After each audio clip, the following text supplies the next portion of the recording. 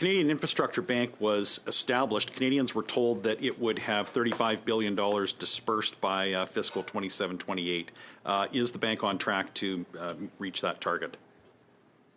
Madam Chair, thanks for the question. Per the most recent analysis of the PBO, we're on track to achieve $37 billion by 29-30. Dispersed, not committed, dispersed. Thank you, Madam Chair. Very, very, very fair question. So let me just, I talked earlier a bit about our funnel. Maybe this is I will do this just for a moment more.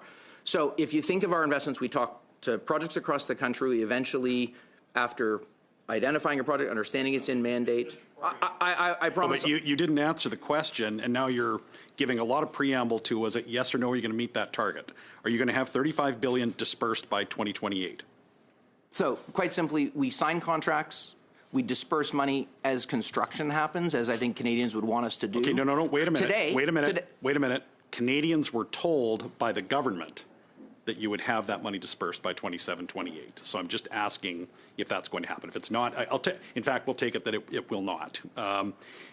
What are you on track to disperse by 27-28? Thank you, Madam Chair, for the question. So as of today, to be clear, just on the question of disbursements, $18 billion in contracts signed. Today, we have $7 billion or so cash dispersed. So to the question that's been asked, cash gets dispersed as construction progresses. Every quarter, someone sends us an invoice and we disperse. We're at about $7 billion now. I don't know the forecast to 2 years out, but I can say that over the last... Are you familiar? Do you know what the PBO's estimation was? I do not off the top of my head. 14.9. That's what the PBO said on page 1 of their report. Is that projection higher or lower than it was in 2021?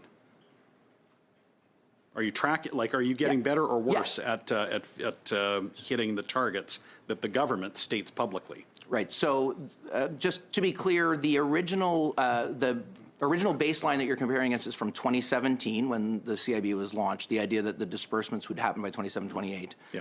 We're rapidly accelerating. So right now we have drawing somewhere between... Right, but you are nowhere near what was promised.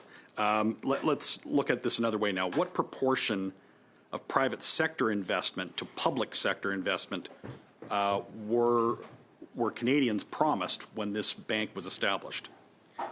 Well, again, I think, Madam Chair, the best thing for me to do is just talk about where we are. No, the best thing to do is answer questions. Officials have to answer questions when they come to committee. So I'd like you to answer my question. Sure. Madam Chair, thank you. Thanks for the question. The original concept of the bank is that for every dollar we invest, there will be 3 to 4 times the amount of private capital. The important thing to note... the fall economic statement wherein the bank was established actually said 4 to 1. And Bill Morneau in his speech on it said 5 to 1, 4 to 5 to 1, so not 3 to 1. But the next question is, what is the current proportion of private sector investment to public? Right. Thank you, Madam Chair. So it's an interesting question. I will answer the question of the member very directly, but you have to take 2 parts of my answer, if that's okay. Part 1, today there's $25 billion aligned against our $18 billion. So you might say that's 1.4 times to 1.